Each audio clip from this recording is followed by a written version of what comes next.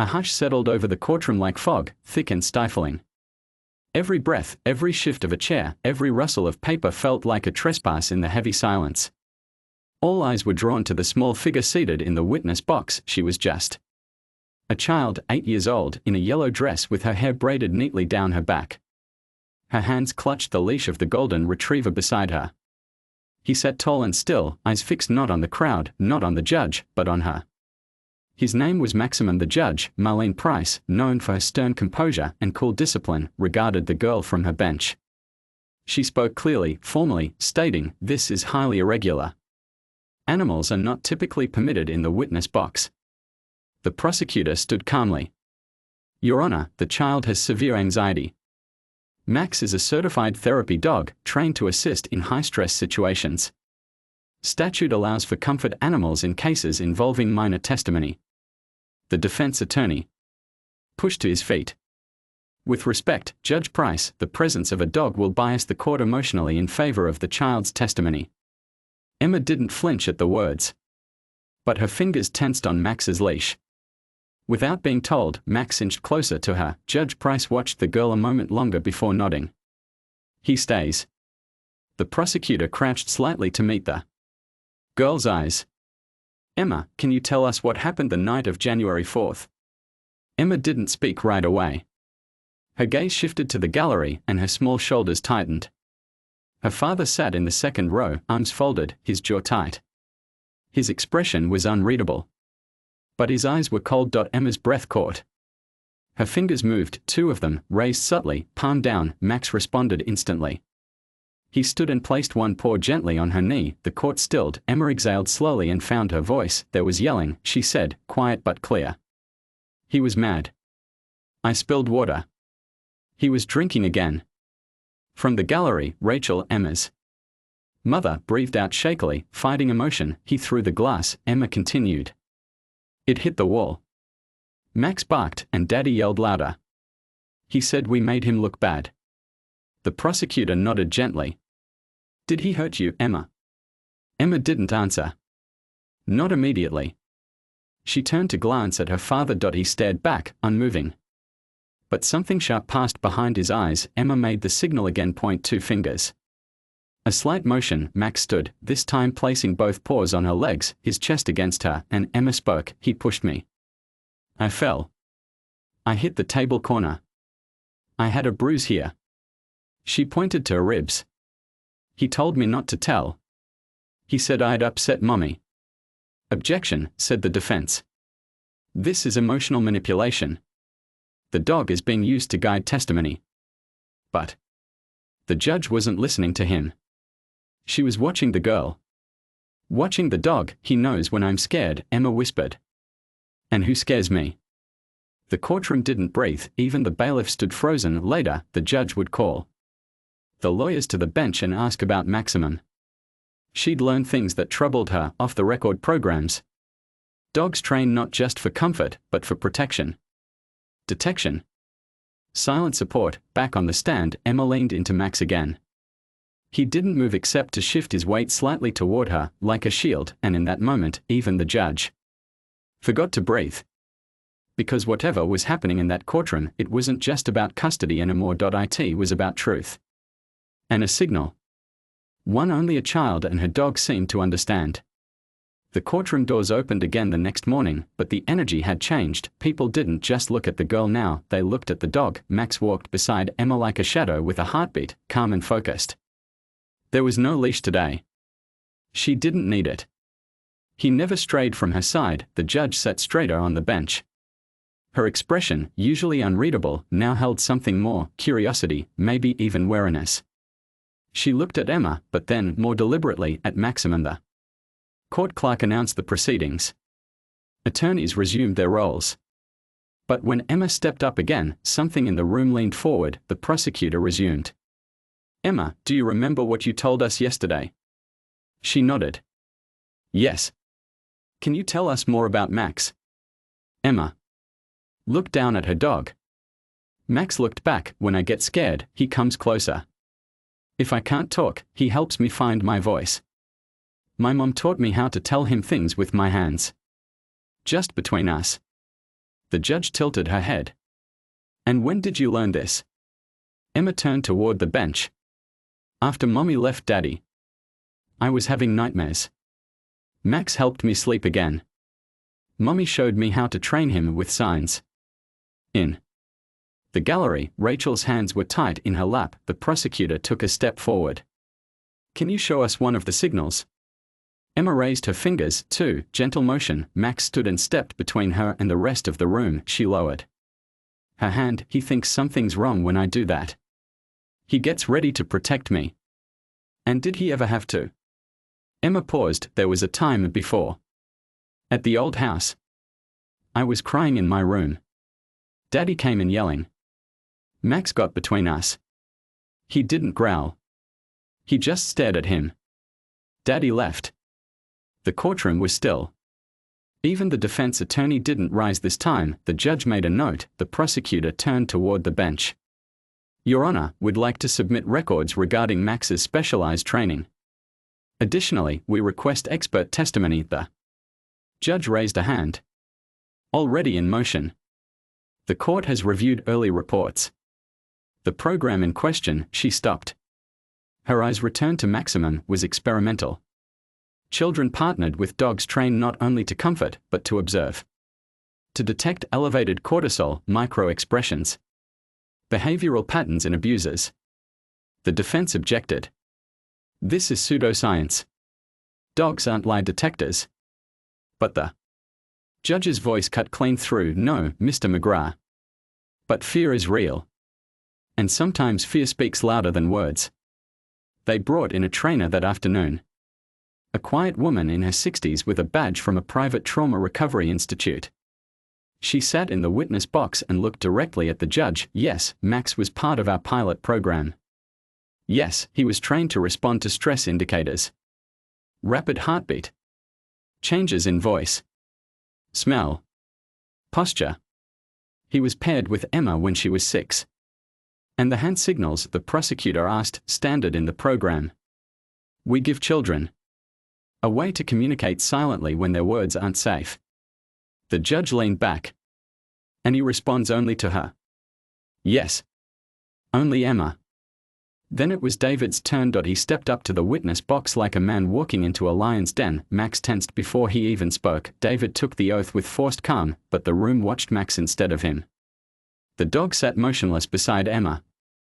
But something in his posture had changed. When David spoke, Max's ears flattened slightly. His tail stopped its quiet sweep. Emma placed a hand on his back without looking. David began. I never laid a hand on my daughter. Not once. Max's head turned just a little. She was scared sometimes, yes. But I didn't hurt her. This is all her mother's story, not mine. Max stood. Judge Price noticed Emma. She said, gently, did you signal him? No, Emma whispered. Max stepped forward. Not lunging. Not growling.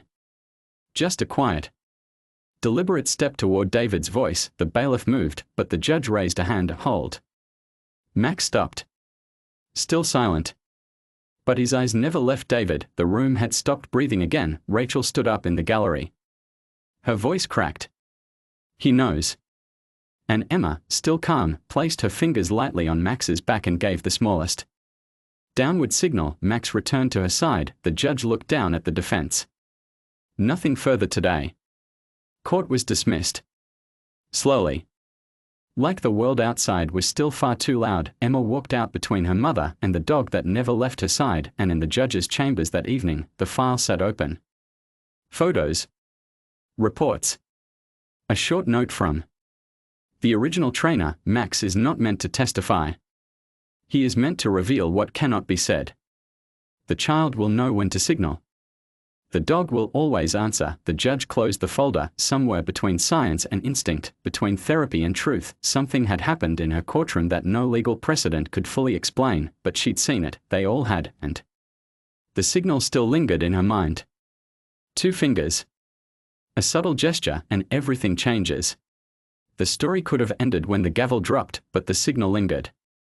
Not just in the courtroom, but in the judge's dreams, in the way the bailiff watched the door now, in how Emma clutched Max's fur without fear. Something had shifted. Something quiet.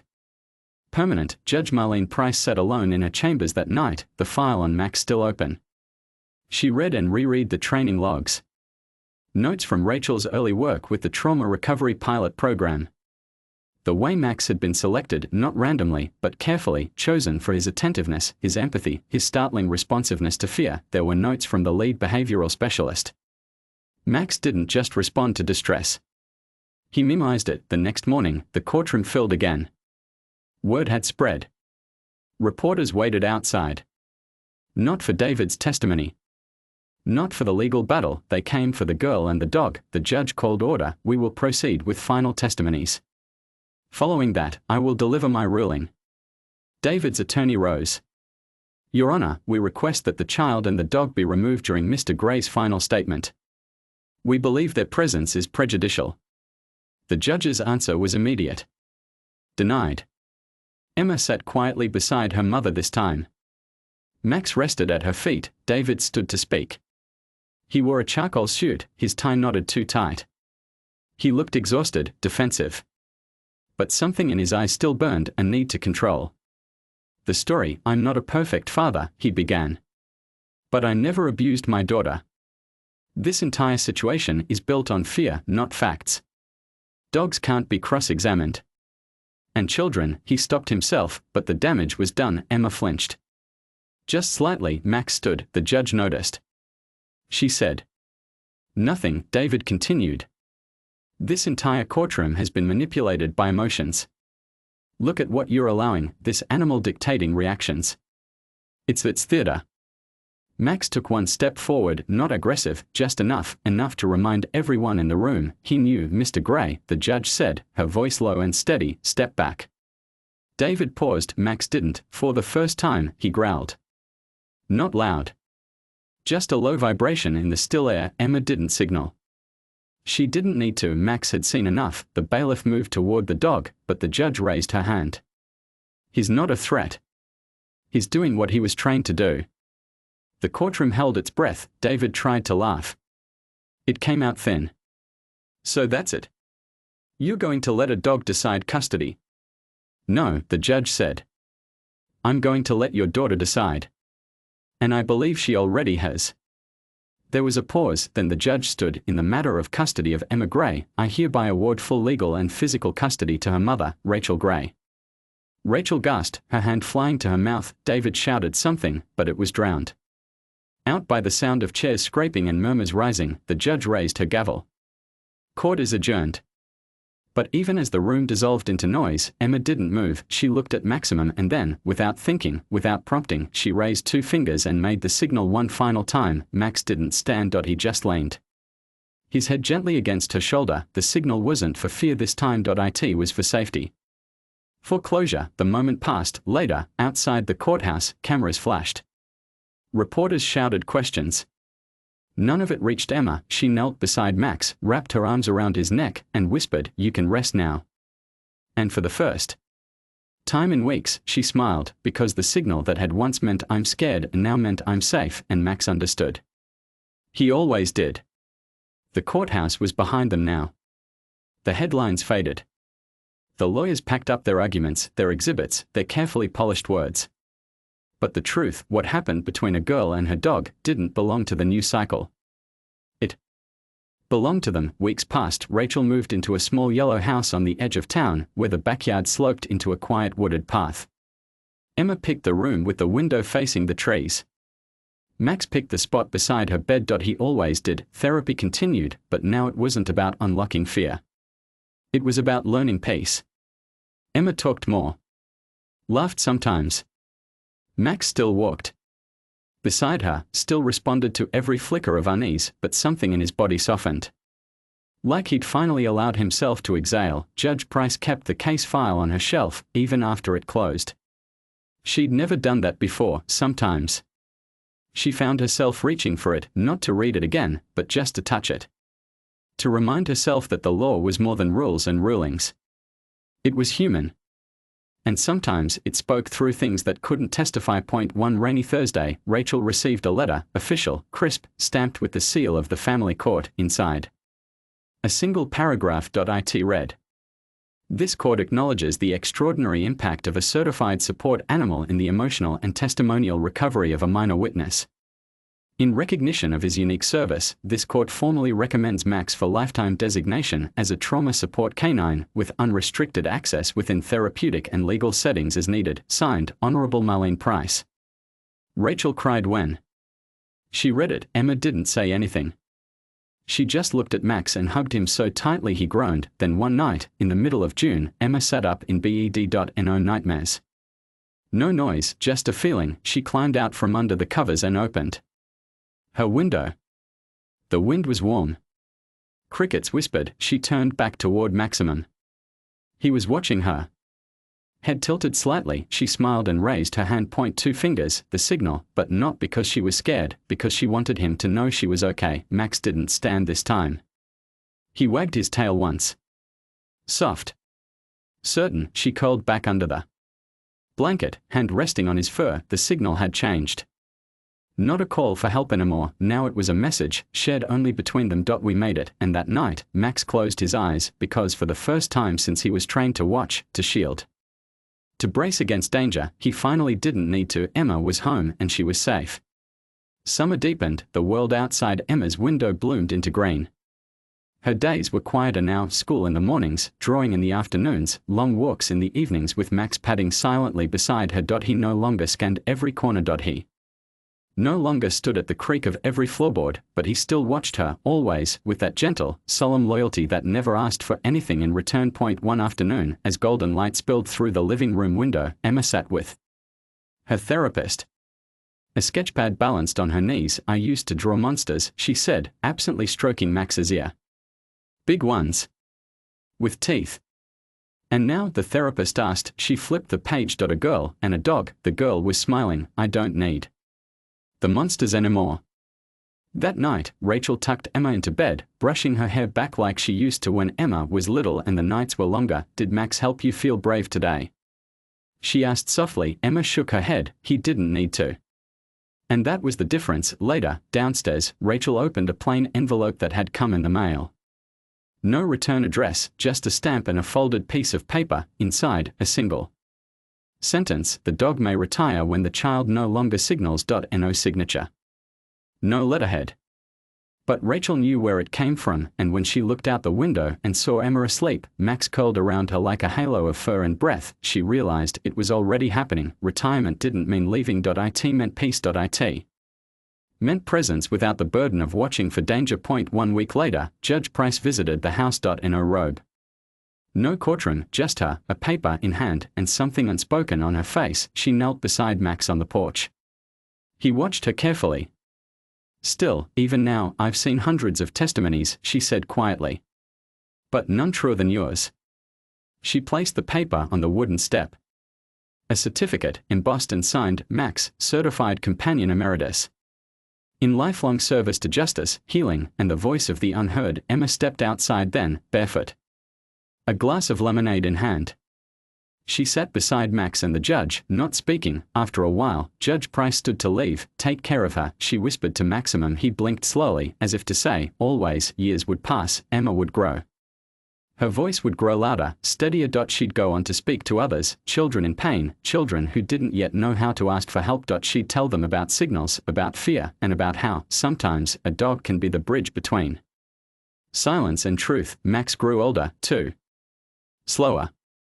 Grayer, but whenever Emma raised her hand, just 2 fingers, he would still lift his head, ready, even if she didn't need him to act, just to know he still would, because love, at its deepest, doesn't fade with time. It stays. It waits. It watches, and when called, even by the smallest signal, it always answers. Autumn came slow that year. The leaves turned gold one by one, as if the trees were waiting to let go. Emma was 12 now. Taller. Freckles lighter. Her hair longer, her voice stronger. She didn't flinch at thunder anymore, she didn't whisper when she walked into new rooms, but she still kept a hand on Max's back when she read out loud. Even now, he was always listening. He had slowed, the way old dogs do. Stairs took a little longer. His naps lasted deeper. His fur was silver around the eyes, his movements careful and quiet, but when Emma stepped outside in the morning, he still followed. When she knelt to tie her shoes, he still sat beside her. He always would, until the day came when he didn't. It was a Sunday, the sky was soft with early clouds. Emma had fallen asleep in the grass, a book open on her chest. Max had curled beside her, his chin resting on her hand. When she woke, the sun was lower, the wind was cool, Max was still. She didn't scream, she didn't cry, not right away. She simply sat up, placed her hand over his chest, and waited. She whispered, "Max." Nothing, and then, very slowly, Emma raised her fingers, two of them, the signal. He didn't move, because this time, he didn't need to. She held the signal for a long time, not out of fear, but love. "Thank you." That night, Rachel carried her daughter to bed for the first time in years. Emma didn't speak, but her hands clutched the old leather collar Max had worn since the beginning. Outside, the wind rustled the trees the way it used to during storms, but there was no fear in the house anymore, only memory, only the quiet shape of loyalty left behind. A week later, Emma stood in front of her class and gave a speech. Her voice didn't shake. "I used to think safety was about locks and rules," she said. "But safety is a dog who knows you're scared before you do. It's a signal you never have to explain. It's being believed, even when you're small." She smiled. "I had someone who made me feel safe every single day. His name was Maximum.